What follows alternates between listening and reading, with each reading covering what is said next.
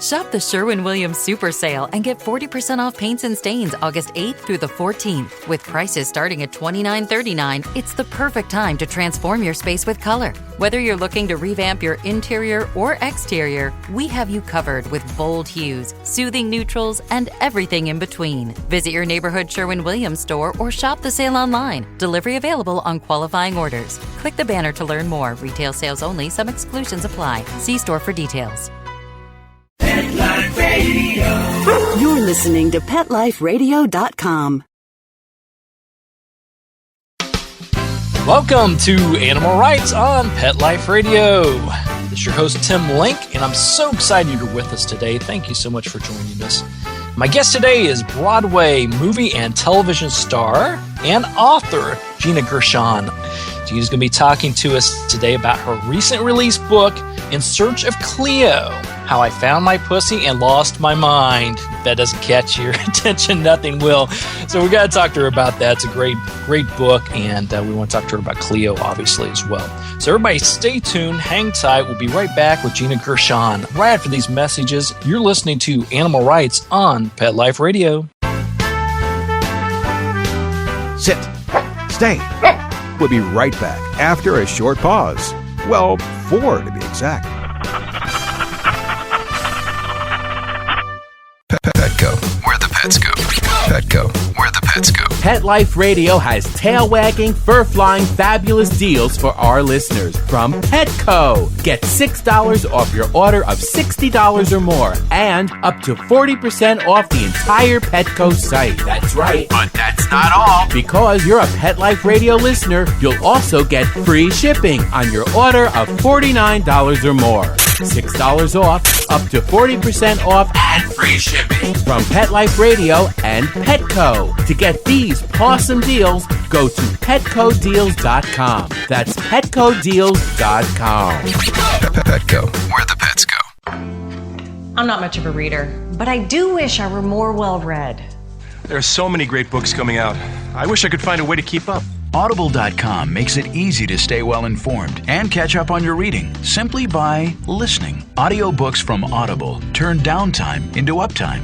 You'll be more productive and become well-read. Now I'm able to catch up on all the great books I've been wanting to read. With Audible, I feel smarter. Pet Life Radio listeners, try Audible.com now and get your first 30 days of Audible Listener Gold membership plan free. And get a free audiobook. Choose from over 100,000 titles. To get this great deal, go to audibledeals.com. That's audibledeals.com.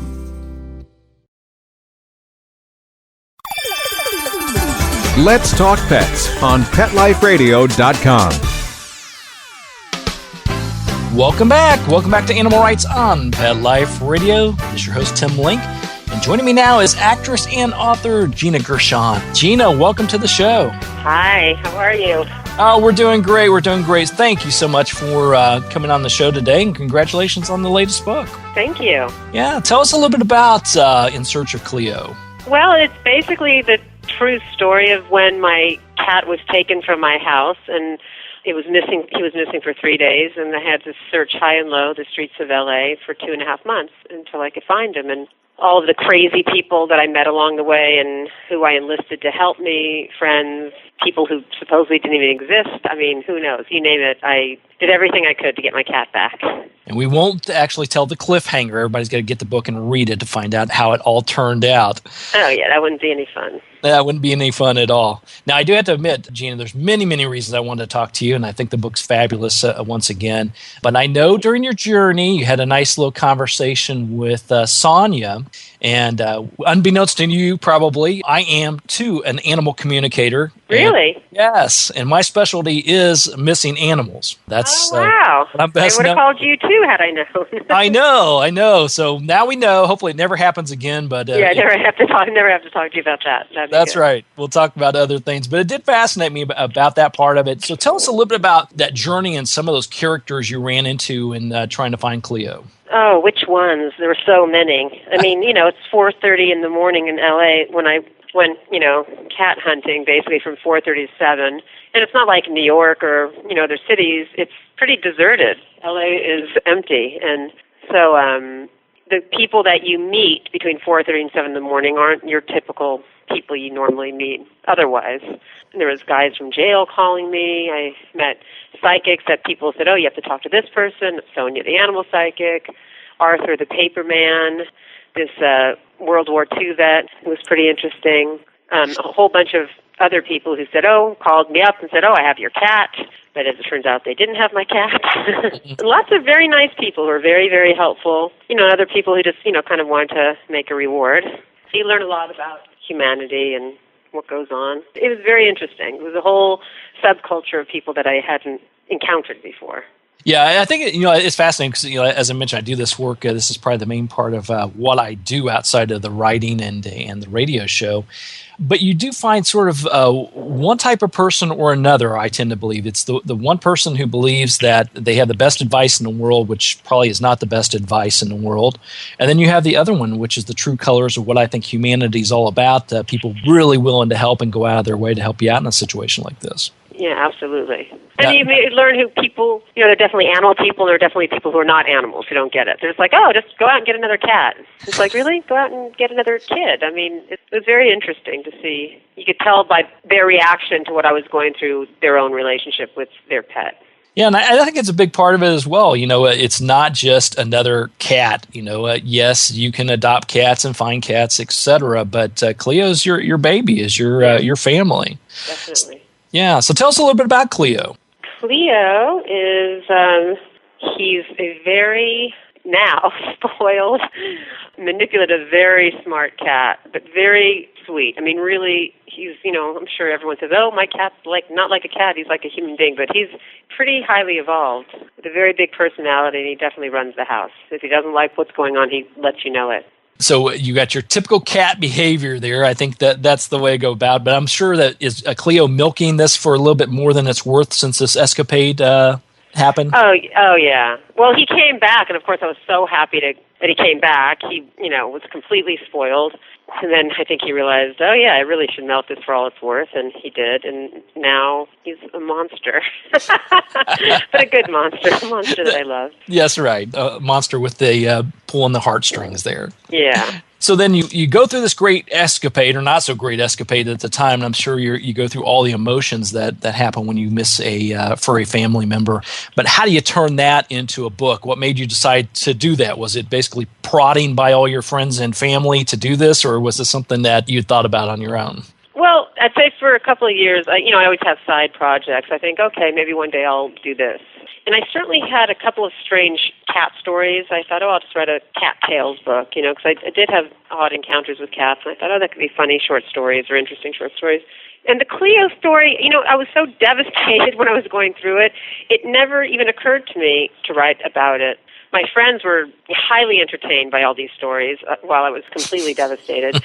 And when I did my album, that I ended up calling In Search of Cleo only because it has nothing to do with my cat. It's because I kind of married, the theme of the book is really, at the end of the day, it's about what people will go through in order to find true love, and I happen to tell it through the story of a cat, but it's really no different than if you're looking for your partner in life, or if you found your person and then you lose them and you have to go out and find them again. So when I played the music, I told the story of Cleo, so I just called the album In Search of Cleo, just because I thought it would be easier.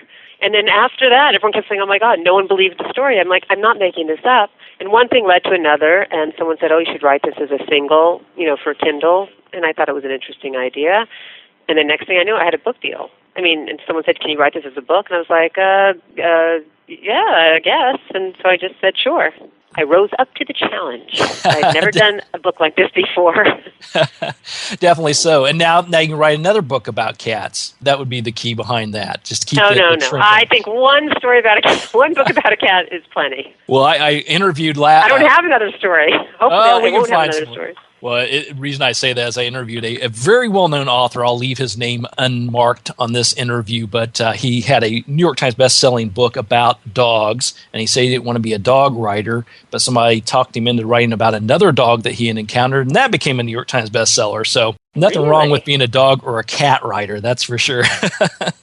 I don't think of this as a dog or cat. It's certainly about my cat, but I feel like it's about so much more, Yeah, I don't think I could have written it if it was simply about my cat. Well, and I think it's the key thing behind it is because, okay, it's cat, and if you love cats or animals in general, you're going to be definitely have an appeal towards the book.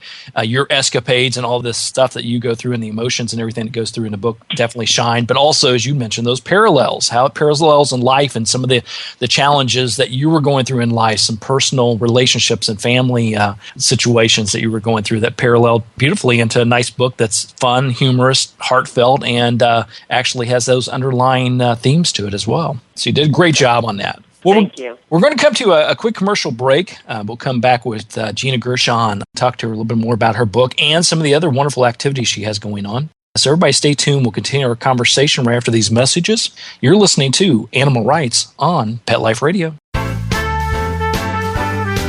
Sit. Stay. We'll be right back after a short pause. Well, 4 to be exact. Introducing the new Bret Michaels Pets Rock collection exclusively at PetSmart.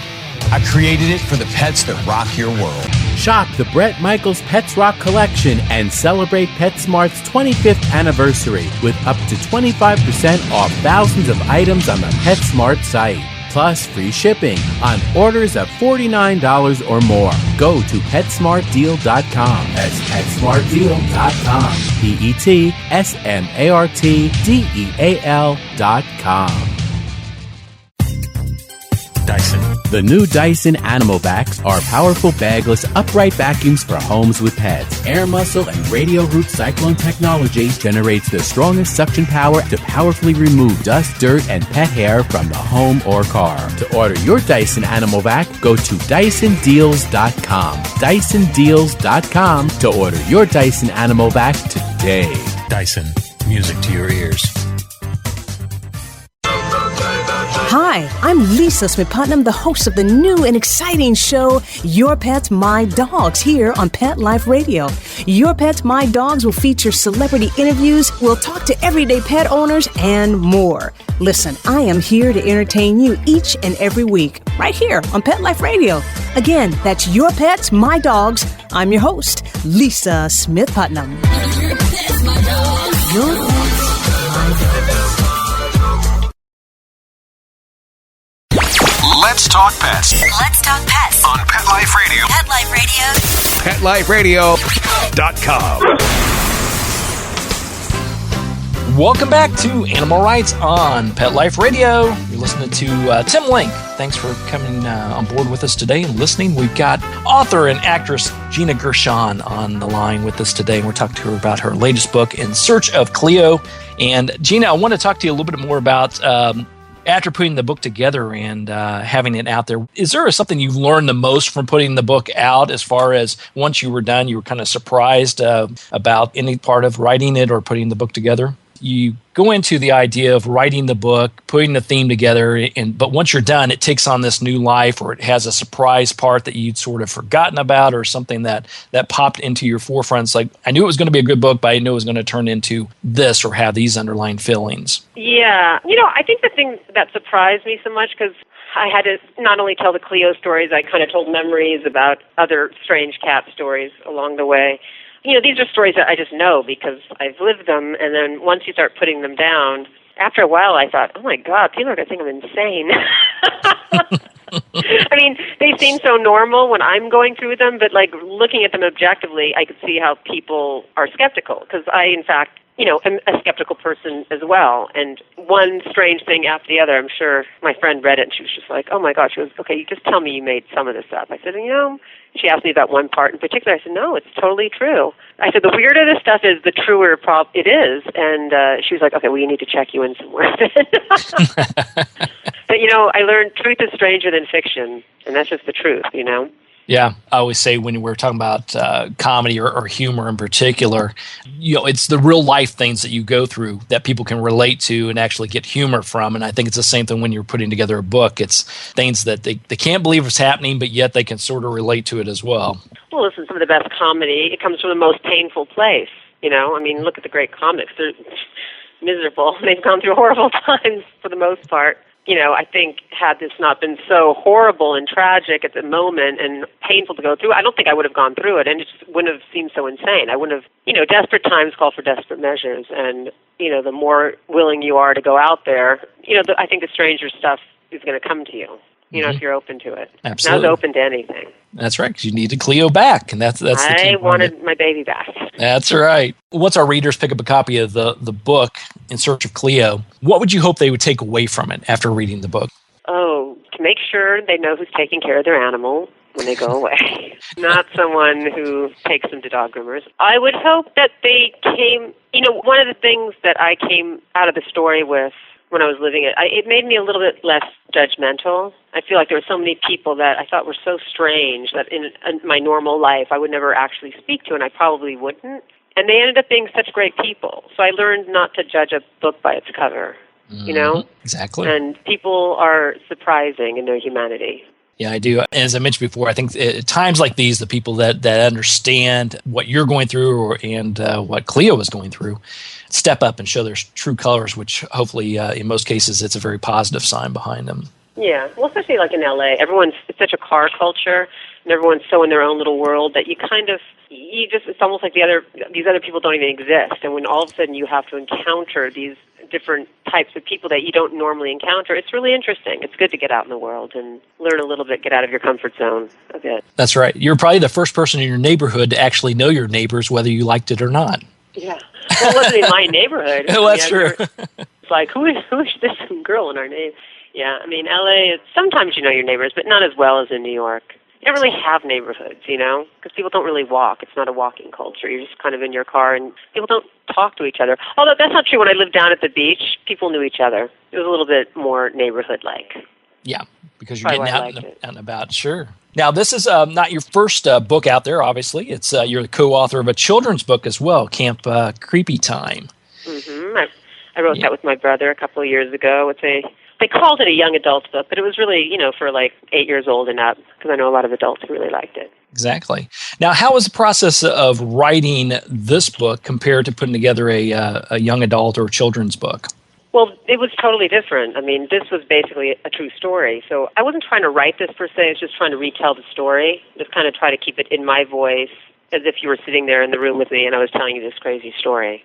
Where, Camp Creepy Time was completely fictitious, so we had to really make it all up. Yeah, it's... that was a big difference. And, it had to be written. And a lot of that was more to me and my brother's voice, the main character, and that really I wanted to keep it in his voice because it was so much a part of him.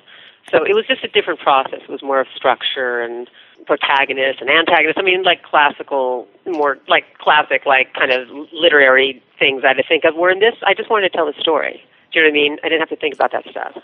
Right. Exactly. So it was more like a memory search. It's more like I'd have to sit down and think, okay, how do I actually put this in words? And I just tried to, if I could have, and someone actually told me the other day, I actually could have, dictated the whole thing and just had someone else write it down, or there's those computers that everyone could do that. I probably should have just done that. It would have been just as easy. It probably would have been easier, by the way. Yeah, it would have been more difficult on your editor probably, but a lot easier on you, I think was the way it goes. I want to learn a little bit more about some of the other projects you have going on. I notice you're the founding member of the New York City theater group Naked Angels. So tell us a little bit about that group and some of the things you have going on there. Well, that started, many years ago, almost 25 years ago, when none of us were working. It's a great group of people, of actors, writers, and directors, and we just wanted to work. So we just said, well, let's just put on shows. We have writers, we have actors, and it was very lucky. We happened to have a great group of people. John Robin Bates, Kenny Lonergan, Frank Puglisi, writers who are all over Broadway now. Joe Mantello, who's like the king of Broadway, was one of our actors, directors. Actors, we had, so many people. Me and Fisher Stevens and Matthew Broderick and Marissa Tomei and Nancy Travis. It went on, and none of us were really working yet. So it was kind of an interesting time. And what's going on now? I'm not working with them at this moment. Not that I'm not involved, but I feel dumb. There's always something going on, but I'm not really sure what, because I've been out working and doing the books. I've been a little bit out of touch. Yeah, that's okay. And everybody can definitely look it up online, find out more about the projects and what's going on with the theater group. Well, tell us, listeners, how they can find out more about you, all your happenings, and obviously pick up a copy of the book In Search of Cleo. Well, you can always go onto my website. I'm trying to keep it a little bit better, or on my Twitter site. I kind of have everything going on with those things. I mean, also I want to say that the book is also, there's an audio version where I narrate the whole book, and me and Christian McBride, who's an incredible bass player, obviously, he plays bass and I play Jew's harp, so we kind of back up the story with music, which is kind of how it was originally told. So I'm quite fond of it. And what else? Oh, I don't know. I always have all sorts of things going on. That's okay. If any social media, Facebook or anywhere we can keep track of you? Twitter. All right. Oh, yeah. Real Gina Gershon, not the fake Gina Not Gershon. The fake one. Get the real. At realginagershon.com. Yeah, I usually have stuff going on there. And the website, ginagershon.com, has all the outlets and where you can get the book, where you can get the audio, what's going on. As long as someone's keeping it up, that's where you can find out. There you go. So everybody check that out. Go on to Twitter. Pick up a copy of the audiobook and the hardback book. It's the best way to go. See the best of both worlds. Gina, thanks for coming on the show today. We really appreciate it. Good luck with everything. Have fun on the tour, and we'll be looking forward to the next cat book down the road. Thank you so much. All right, everybody. You've been listening to the Animal Rights Show on Pet Life Radio. Everybody pick up a copy of Gina Gershon's book, In Search of Cleo, How I Found My Pussy and Lost My Mind. Great book, great read. Pick up the audiobook as well. So we're coming to the end of the show today. I'd like to thank everyone for listening to Animal Rights on Pet Life Radio. I'd also like to thank our sponsors and producers for making the show happen. Find out more about me, Tim Link, and the other guests I've interviewed on the Animal Rights Show and the stories in my blog. You can go to Pet Life Radio. That's PetLifeRadio.com. Click on the Animal Rights icon, and you can download the episodes and listen and read to your leisure. And while you're there, be sure to check out all the other hosts and wonderful shows on Pet Life Radio. It's PetLifeRadio.com. If you have any questions, comments, or ideas for the show, please email me. You can email me at tim@PetLifeRadio.com. That's tim@PetLifeRadio.com. And I'll be glad to answer your questions, entertain your comments, and bring on the people you want to hear most onto the show. So until next time, write a great story about the animals in your life. Share it in a blog, article, or in a book. And who knows, you may be the next guest on Animal Rights on Pet Life Radio. Let's Talk Pets, every week on demand, only on PetLifeRadio.com.